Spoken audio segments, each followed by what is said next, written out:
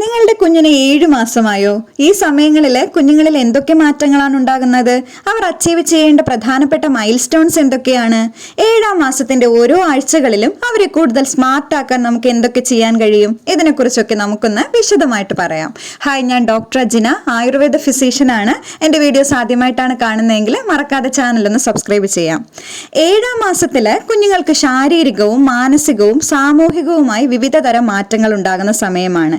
അതുകൊണ്ട് തന്നെ 7-ാം മാസത്തിന്റെ ഓരോ ആഴ്ചയിലും നമുക്ക് കുഞ്ഞുങ്ങളെ കൂടുതൽ സ്മാർട്ടാക്കാൻ എന്തൊക്കെ ചെയ്യാൻ കഴിയുമെന്നും കൂടി നോക്കാം. 7-ാം മാസത്തിന്റെ ആദ്യത്തെ ആഴ്ചയിലൊക്കെ അവരുടെ മസിൽസിന്റെ കൺട്രോൾ കൂടുതലായി ഡെവലപ്പ് ചെയ്തുകൊണ്ടിരിക്കുകയാണ്. അതിനാൽ തന്നെ അവർ സ്വയം സ്പൂണൊക്കെ പിടിക്കാനും സ്വന്തമായിട്ട് ഫീഡ് ചെയ്യാനും ഒക്കെ ശ്രമിച്ചു തുടങ്ങും. ചില സമയങ്ങളിൽ പ്ലേറ്റിലിരിക്കുന്ന ഫുഡിലേക്കൊക്കെ പിടിക്കാൻ ശ്രമിക്കുന്നതായും കാണാം. ഇതൊക്കെ അവർ കൂടുതൽ ഇൻഡിപെൻഡന്റ് ആകാൻ ശ്രമിക്കുന്നതിന്റെ ഭാഗമായിട്ടാണ്. ഇത്തരം കാര്യങ്ങൾ ശ്രദ്ധയിൽപ്പെടുമ്പോൾ അത് കൂടുതൽ പ്രോത്സാഹിപ്പിക്കാം. ഈ സമയങ്ങളിൽ ഫിംഗർ ഫുഡ്സ് ഒക്കെ ട്രൈ ചെയ്യിക്കാൻ നല്ല സമയമാണ്. അതായത് നന്നായി വേവിച്ച പച്ചക്കറികളും ഫ്രൂട്ട്സും ഒക്കെ കുഞ്ഞിന്റെ കയ്യിൽ പിടിക്കാൻ പാകത്തിന് നൽകിയാൽ അവർ അത് പല്ലുകൾ വന്ന് തുടങ്ങിയിട്ടില്ലെങ്കിൽ കൂടി കയ്യിലെടുത്ത് കുറച്ചൊക്കെ വായിൽ വെക്കാൻ തുടങ്ങും. ഇത്തരത്തിലുള്ള വെറൈറ്റി ഫുഡ് ഐറ്റംസ് ഒക്കെ ഈ രീതിയിൽ കൊടുത്തു തുടങ്ങുന്നത് അവരെ കുറച്ചു നേരം എൻഗേജ്ഡ് ആക്കി ഇരുത്താനും ഫുഡ് കഴിക്കാനുള്ള ഒരു താല്പര്യം ഉണ്ടാക്കാനും ഹാൻഡ് മൗത്ത് കോർഡിനേഷൻ ഇംപ്രൂവ് ചെയ്യാനും സഹായിക്കും.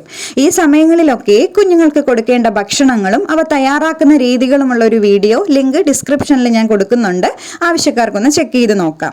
7-ാം മാസത്തിന്റെ 2ാമത്തെ ആഴ്ചയിലേക്കൊക്കെ കടക്കുമ്പോൾ കുഞ്ഞുങ്ങൾ ഇഴയാനൊക്കെ തുടങ്ങിയിട്ടുണ്ടാകും. അതിനാൽ പാരൻസിന്റെ ശ്രദ്ധ വളരെയധികം വേണ്ട ഒരു സമയമാണിത്. ഈ സമയങ്ങളിലൊക്കെ കുഞ്ഞുങ്ങളെ ഫീഡ് ചെയ്യുമ്പോൾ സ്പൂണ്, ബൗള് ഇതൊക്കെ അവരുടെ കയ്യിൽ കൊടുത്തിട്ട് അത് ഉപയോഗിച്ച് ഭക്ഷണം കഴിക്കേണ്ട രീതിയൊക്കെ അവർക്ക് കാണിച്ചു കൊടുക്കാം.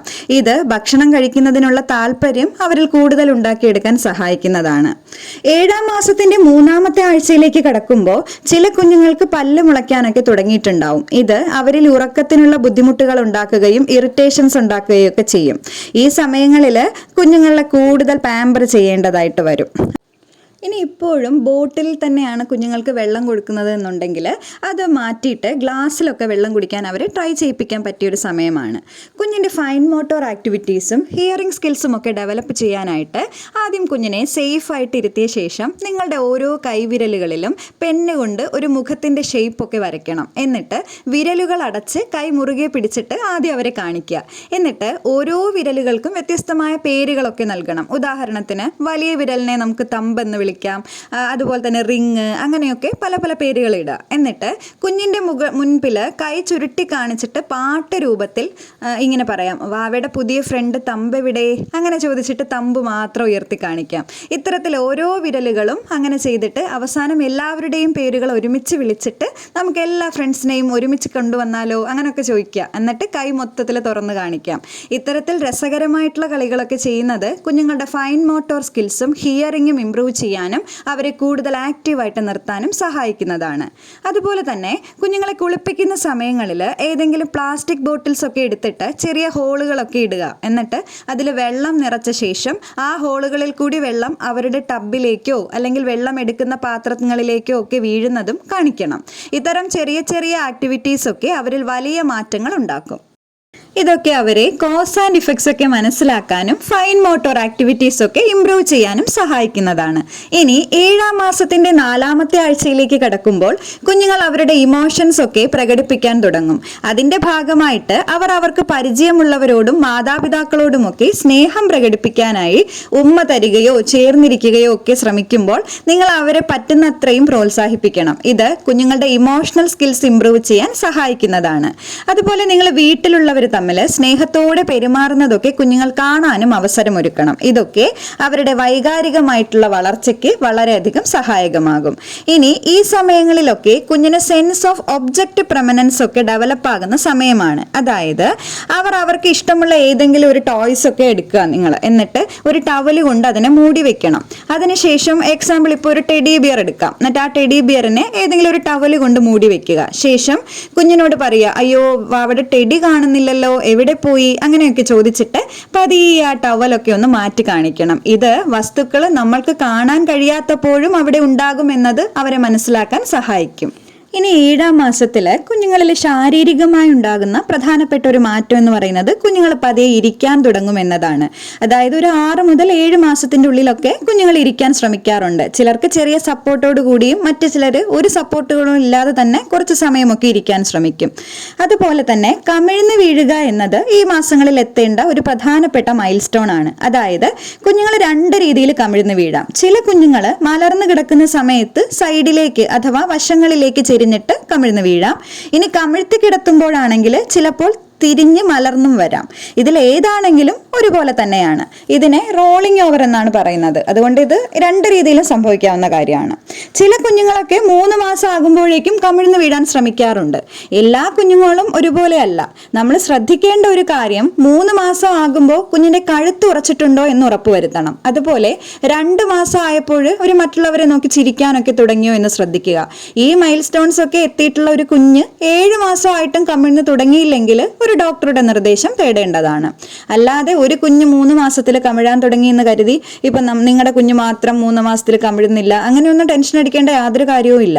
അതുപോലെ ശാരീരികമായിട്ടുണ്ടാകുന്ന മറ്റൊരു മാറ്റമാണ് കളിക്കുന്ന സമയങ്ങളിൽ കുഞ്ഞ് അവരുടെ ഒരു കയ്യിലിരിക്കുന്ന ടോയ്സുകളൊക്കെ മറ്റേ കയ്യിലേക്ക് മാറ്റി പിടിക്കാൻ ശ്രമിക്കും. ഇതൊക്കെ അവർ സ്വയം താനെ കളികളിൽ ഏർപ്പെടുമ്പോൾ ചെയ്യുന്നതാണ്. അതുപോലെ കമിഴ്ന്ന് കിടന്ന് ഇഴയാനും കുഞ്ഞുങ്ങൾ ശ്രമിക്കുന്ന സമയമാണിത്. ചില കുഞ്ഞുങ്ങൾ നന്നായിട്ട് ഇഴയാൻ തുടങ്ങും. ഒരു 6 മാസത്തിലൊക്കെ ഇഴയാൻ തുടങ്ങുന്ന കുഞ്ഞുങ്ങളും ഉണ്ട്. കൂടാതെ ചെറിയ ചെറിയ വസ്തുക്കളൊക്കെ അവരുടെ വിരലുകൾ ഉപയോഗിച്ച് എടുക്കാൻ ഈ സമയങ്ങളിൽ അവർ ശ്രമിക്കാറുണ്ട്. അതിനാൽ തന്നെ മാതാപിതാക്കളുടെ ശ്രദ്ധ ഈ സമയങ്ങളിൽ വളരെയധികം ആവശ്യമാണ്.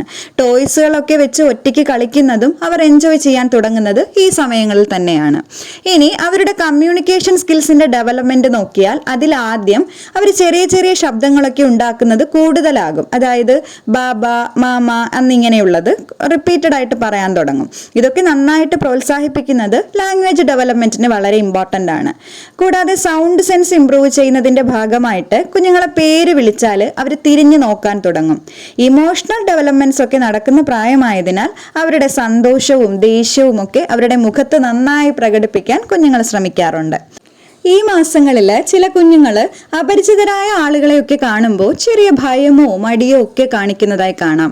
ഇതാണ് സ്ട്രേഞ്ചർ ആങ്സൈറ്റി. ഇതൊക്കെ അവരുടെ മാനസികവും സാമൂഹികവുമായ വളർച്ചയുടെ ഭാഗമായിട്ടാണ്. വളരുന്നതിനനുസരിച്ച് ഇത് തനിയെ മാറും. കൂടാതെ ഈ സമയങ്ങളിലൊക്കെ അവരെ ഒരു മിററിന് മുൻപിലൊക്കെ ഒന്ന് കാണിച്ചാൽ കുഞ്ഞുങ്ങൾ അവരുടെ തന്നെ മുഖങ്ങളൊക്കെ കണ്ട് ചിരിക്കാൻ തുടങ്ങും. പരിചിതരായ ആൾക്കാരെ തിരിച്ചറിയാനും കുഞ്ഞുങ്ങൾ ശ്രമിക്കാറുണ്ട്. 7-ാം മാസത്തിലൊക്കെ മുലപ്പാലിന് പുറമെ വേവിച്ചുടച്ച പച്ചക്കറികൾ, പഴങ്ങൾ, കുറുക്ക് എന്നിവയൊക്കെ കൊടുത്തു തുടങ്ങണം. ചെറുപയർ, പരിപ്പ്, കടല തുടങ്ങിയ പയറുവർഗ്ഗങ്ങളും വേവിച്ചുടച്ച് കുഞ്ഞുങ്ങൾക്ക് ഈ സമയങ്ങളിൽ നൽകാവുന്നതാണ്. അതുപോലെ തന്നെ പച്ചക്കറികളിൽ ക്യാരറ്റ്, ഉരുളക്കിഴങ്ങ്, മത്തങ്ങ, ബീറ്റ്റൂട്ട് ഇവയൊക്കെ ഉൾപ്പെടുത്താം. പഴങ്ങളിൽ പ്രധാനം അവക്കാഡോ, ആപ്പിള്, ഓറഞ്ച് എന്നിവയാണ്. പ്രധാനമായിട്ടും ഇത്രയും കാര്യങ്ങളൊക്കെയാണ് 7-ാം മാസത്തിൽ കുഞ്ഞുങ്ങളിൽ ഉണ്ടാകുന്ന മാറ്റങ്ങളും കുഞ്ഞുങ്ങളെ മിടുക്കരാക്കി വളർത്താൻ പറ്റുന്ന വഴികളും. ഈ പറഞ്ഞ കാര്യങ്ങളൊക്കെ നന്നായി ശ്രദ്ധിച്ചാൽ കുഞ്ഞുങ്ങളെ വളരെ സ്മാർട്ടാക്കി നമുക്ക് വളർത്താൻ കഴിയും.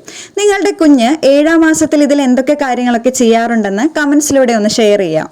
അതുപോലെ തന്നെ ഈ വീഡിയോ നിങ്ങൾക്ക് ഇഷ്ടമായെങ്കിൽ please do like, share, comment and subscribe. Thank you.